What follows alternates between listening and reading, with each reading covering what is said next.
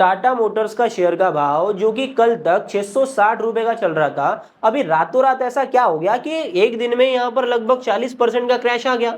अभी के टाइम पर टाटा मोटर्स 400 रुपए के भी नीचे आ चुका है। अभी हम सभी को पता है कि टाटा मोटर्स का हो रहा है डीमर्जर। अभी डीमर्जर में क्या हो गया, ये जो वैल्यू है 40% वैल्यू जो है इन्वेस्टर्स की खत्म हो गई। मतलब अगर आप टाटा मोटर्स में ऑलरेडी इन्वेस्टेड हो तो आपका 40% कैपिटल कम दिखा रहा होगा, क्योंकि ये 40% कैपिटल के बदले आपको टाटा कमर्शियल व्हीकल के शेयर्स अलोकेट हो गए।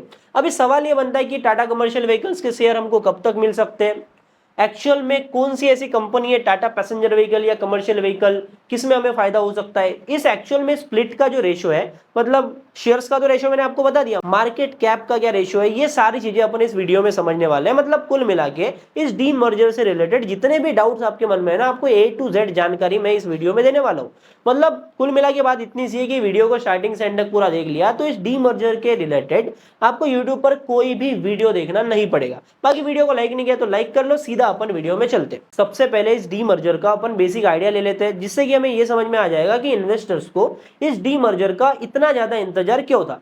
देखो, टाटा मोटर्स का शेयर का प्राइस ना 1200 रुपए के भाव तक गया था और 1200 रुपए से ये लगभग 700 रुपए के करीब गिर चुका था।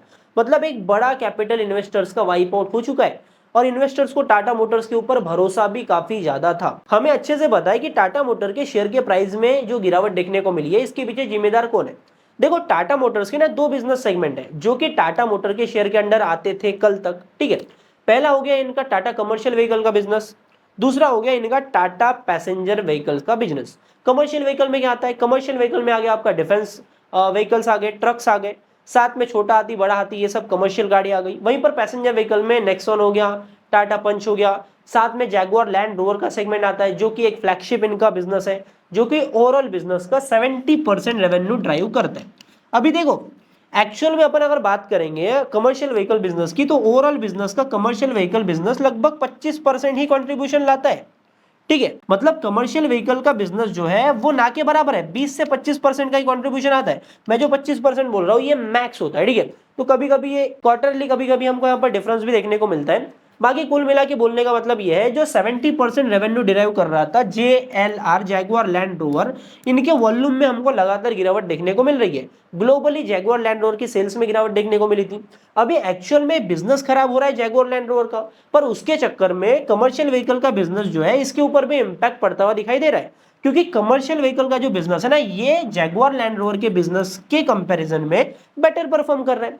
अभी ये दोनों साथ में ही है तो इसको भी बोलेंगे ये तो भाई ऐसा ही है, मतलब इसको वैल्यूएशन मिलेगी नहीं। और अगर ये जो बिजनेस है ये अलग हो गया और कमर्शियल व्हीकल का बिजनेस अलग हो गया, तो कमर्शियल व्हीकल बिजनेस में हमको वैल्यू अनलॉकिंग देखने को मिलेगी, जिसके चलते मार्केट कमर्शियल व्हीकल के बिजनेस को हायर वैल्यूएशन देगा, क्योंकि ग्रोथ के चांसेस काफी ज्यादा है। देखो, कमर्शियल व्हीकल के बिजनेस का जो ट्रैक्शन है वो ऐसा है, JLR के बिजनेस का जो ट्रैक्शन है वो ऐसा है।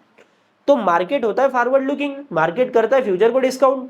ठीक है, अभी हम यहाँ पर जब इन दोनों के स्प्लिट का रेशियो समझेंगे ना, मार्केट कैप का कितना मार्केट कैप किसको अलोकेट हो रहा है, तो आपको यहाँ पर बढ़िया गेम समझ में आएगा। देखो, हमें पता है कि शेयर का भाव 40% गिरा है, मतलब क्लियरली हमको समझ में आ रहा है जो मार्केट कैप का स्प्लिट होगा वो 60-40 में होगा। और इसके पहले मैंने जब आपको एक वीडियो बना के बताया था टाटा मोटर्स के डीमर्जर की, तब मैंने आपको समझा दिया था ये चीज।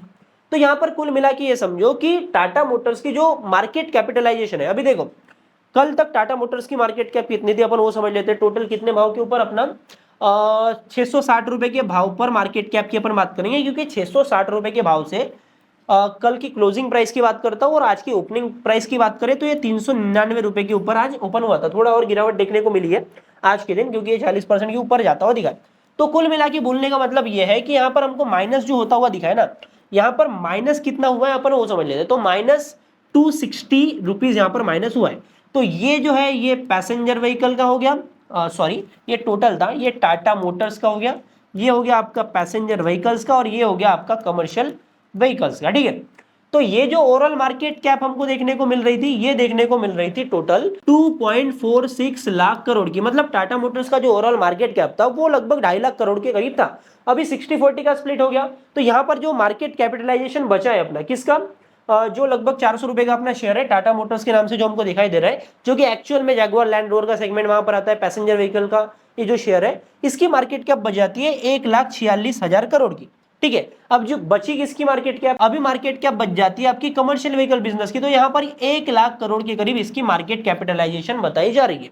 मतलब क्लियरली हमको समझ में आ रहा है कि रेवेन्यू में कंट्रीब्यूशन तो 25% का है, 20 से 25% का ही है, पर एक्चुअल में जो मार्केट कैप का कंट्रीब्यूशन है वो आ जाता है 40% का। मतलब हमको क्लियरली समझ में आ रहा है कि कमर्शियल व्हीकल सेगमेंट को जो मार्केट वैल्यूएशन दे रहा है वो कंपैरेटिवली हायर दे रहा है। अभी देखो ये जो चीज सेट करा हुआ है ना, ये किया है कंपनी वालों ने। कंपनी को लगता है कि भाई ये मार्केट कैप हमारी होनी चाहिए।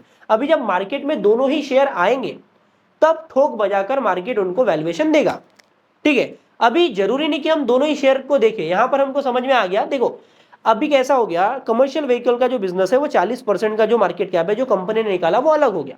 तो हम देखते हैं कि जो बचा 60% है वहां पर हमको हलचल क्या देखने को मिल रही है। देखो मार्केट एग्री था 2.5 लाख करोड़ के वैल्यूएशन के ऊपर ओवरऑल टाटा कैपिटल के लिए। मार्केट एग्री है, ज्यादा यहां पर गिरावट देखने को नहीं मिली, 4 रुपए की गिरावट है, मतलब वहीं के वहीं शेयर घूम रहा है। मार्केट इसके लिए भी एग्री है, मतलब मार्केट इन दोनों के लिए एग्री है, फुल टाटा मोटर के शेयर की वैल्यूएशन के लिए एग्री है और इसके लिए एग्री है, मतलब कहीं ना कहीं जो कमर्शियल व्हीकल का जो बिजनेस है उसके लिए भी एग्री है।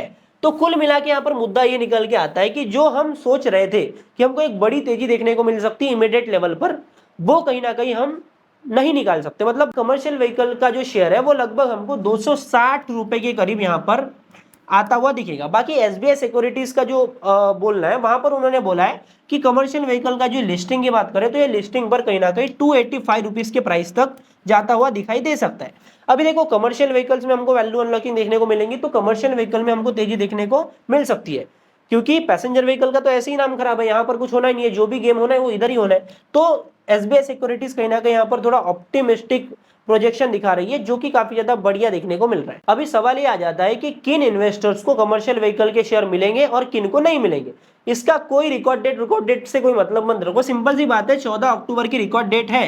तो अगर आपने T+1 सेटलमेंट चलता है अपना, तो 13 अक्टूबर को अगर आपने लिया होगा टाटा मोटर्स का शेयर तो आपको कमर्शियल व्हीकल का मिलेगा, नहीं लिया होगा तो नहीं मिलेगा। और इससे भी आसान तरीका मैं बताता हूँ, भाई मेरे को ये बताओ, अगर तुम 400 रुपए का शेयर लोगे, कौन से भी तारीख को लो ना, तुम क्यों मांगोगे कमर्शियल व्हीकल का शेयर। अगर तुमने 600 रुपए दिए, 600 650 रुपए का शेयर लिया टाटा मोटर्स का, तो तुमको ऑब्वियस सी बात है मिलेगा, क्योंकि आप ये वाले बिजनेस के तो 600 दोगे नहीं। मतलब वही बात है, महंगा शेयर लिया है तो आपको कमर्शियल व्हीकल का मिलेगा, जब गिरने के बाद में लिया है तो नहीं मिलेगा, सीधी और साफ बात है। अभी बात ये आ जाती है कि आपका कमर्शियल व्हीकल का जो शेयर है आपके पोर्टफोलियो में कब रिफ्लेक्ट करेगा। अभी ये डिपेंड करता है रेगुलेटर्स के ऊपर, रेगुलेटरी क्लियरेंस होता है, फिर साथ में डिपॉजिटरी भी इसको प्रोसेस करती है। तो जनरली जितने भी डीमर्जर्स अपन देखते हैं ना, वहां पर कहीं ना कहीं 30 to 45 डेज का यहाँ पर टाइम लग जाता है। ठीक है, लगभग 30 से 45 दिन का हमको टाइम देखने को मिलेगा। तो यहाँ पर अगले महीने या फिर उसके अगले महीने में हमको यहाँ पर इजीली देखने को मिल सकता है, मतलब कहीं ना कहीं नवंबर एंडिंग में या फिर दिसंबर के स्टार्टिंग में हमको यहाँ पर देखने को मिले। हो सकता है कि अगर ये प्रोसीजर को फास्ट करे तो उससे पहले भी हमको लिस्टिंग होती हुई दिखाई दे सकती है, पर कहीं ना कहीं हमें वेट ही करना पड़ेगा। 20 दिन के ऊपर का तो लगभग यहाँ पर हमको वेट आराम से करना पड़ेगा। बाकी आई होप आपके सारे डाउट्स क्लियर हो गए होंगे। अभी भी कोई डाउट्स बचे तो आप कमेंट बॉक्स में लिख सकते हो। बाकी वीडियो अच्छी लगी तो वीडियो को लाइक जरूर कर लेना, और ऐसी मार्केट से अपडेटेड रहना है, मार्केट की वैल्यूएबल न्यूज अपडेट्स चाहिए तो वेल्दी फाइट को फॉलो भी कर लो। बाकी मैं मिलता हूँ आपसे अगले नए वीडियो में, तब तक के लिए बाय बाय, टाटा, जय हिंद, जय भारत।